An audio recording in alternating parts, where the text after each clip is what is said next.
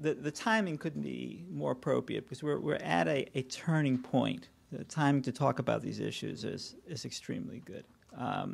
And right now, as we speak, the Federal Reserve Chairman and the Treasury Secretary and everyone else in town has been very, very busy. Very busy doing more about this debt crisis than any of their predecessors have done about any debt crisis in the history of the country. And yet, it's not enough. But at the same time, it's too much. And that's the crux of what I have to say today.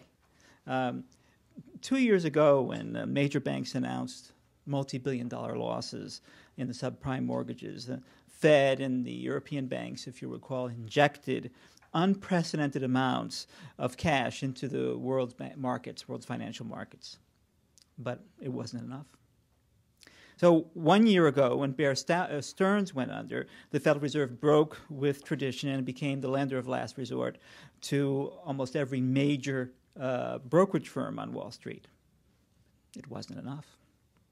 6 months ago, when Lehman Brothers and AIG failed, Congress rushed to pass the greatest bank bailout legislation of all time, TARP. But that wasn't enough either. Since then, in addition to the original TARP, and to some degree overlapping with that TARP, the U.S. government has loaned, invested, committed, promised $400 billion to nationalize the world's two largest mortgage companies, $42 billion for the big three auto manufacturers, $29 billion for Bear Stearns, $185 billion for AIG, $350 billion for Citigroup, $300 billion for the Federal Housing Administration Rescue Bill, $87 billion to pay back J.P. Morgan Chase for the bad Lehman trades they picked up, $200 billion loans to banks under the Federal Reserve's term auction facility, the TAF, $50 billion to support the short-term IOUs of some money market funds, $620 billion in currency swaps for a whole list of industrial nations. I won't wade through them. $120 billion in swaps for emerging markets, a few trillion more to cover the contingent liabilities and expanded deposit insurance and other sweeping guarantees. And it still wasn't enough. Then just yesterday, to confirm, to underscore the fact that it wasn't enough, the Federal Reserve committed to buying $300 billion in long-term Treasury bonds and an additional $750 billion in agency mortgage-backed bonds, plus $100 billion more in GSE bonds. But I can tell you flatly right here and now, it is still not enough. It's not enough because even if you include yesterday's $1 trillion and change that the Fed announced in additional purchases, the total tally of the government funds committed so far is closing in on $13 trillion. But the Federal Reserve in its latest flow of funds tells us that since this crisis began, the wealth destruction at the household level in the United States has been, guess what? Coincidentally, about $13 trillion. So all the money that's been promised is already gone, in one sense. And it's also not enough because, as we all know, only some fraction of the money that's been committed has actually been spent or lent. And only some fraction of that has actually reached its final destination, the end consumer or the end business person. But on the wealth destruction side, that's a different story. On the wealth destruction side, it has already hit home, quite literally, and quite specifically, the households of American households. So it's also not enough because, as we demonstrate in this paper, the FDIC, in our opinion, is significantly understating the number of banks in this country with assets, with a number of banks in this country that are at risk, with assets of totaling $159 billion. Our objective analysis with their database turns up 1,568 banks and thrifts at risk of failure with assets of $2.3 trillion, not $159 billion. It's also not enough money because AIG is very big, but AIG is not alone.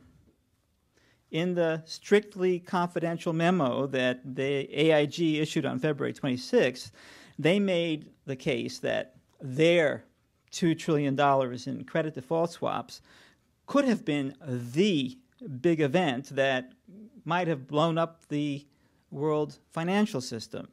But as I demonstrate in this paper, Citigroup has $2.9 trillion in credit default swaps, which is almost $1 trillion more than AIG had at its peak. JP Morgan Chase has $9.2 trillion in credit default swaps, or almost 5 times what AIG had at its peak.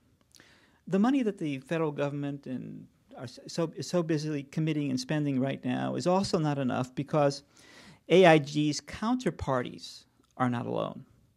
AIG's counterparties have a total of $36 trillion in assets. Just that little social network of theirs with 36 counterparties, which AIG is at the center of, is a total assets involved of $36 trillion. But it's just one of many overlapping complex derivatives networks with all of their linkages. And the sum total of all the derivatives, credit swap derivatives, we're not talking about other categories, just credit swaps, according to the latest statement of the Bank of International Settlements, the BIS, is 28 times larger than AIG's total credit default swaps at its peak. So it seems to me that no matter what the government does and no matter how much the government spends, it's never enough. And yet, as we demonstrated in our paper 6 months ago, and as we show in this paper again, it is already much too much. It's too much for the system to spend that much money. It's unreasonable. It's beyond what I call the threshold of absurdity. Hidden in an obscure corner of the derivatives market is a unique credit default swap that virtually no one is talking about. It's not a contract on the demise of General Motors. It's not a contract on the demise of Citigroup or any other corporation. It's a contract that's very actively traded on the default of the United States government, the U.S. Treasury Department. Now, quietly, without fanfare, a small but growing number of investors are not only thinking the unthinkable default, they're actually spending money on it. They're spending money to buy insurance contracts to protect themselves from that very unlikely event. And everyone's goal seems to be to prevent the unpreventable, to jury-rig the cycles of history and try and make things happen that can't happen. And what they're really trying to do is turn back the clock and go back and reverse the blunders of the past. They can't do that. Or they come out and say, no, what we really want to do now is repeal the law of gravity, which means, in financial terms, means we're not going to let the sellers sell. We're not going to let the prices fall. We're not going to let the markets go down. And you can't do that. You just don't we don't have that power.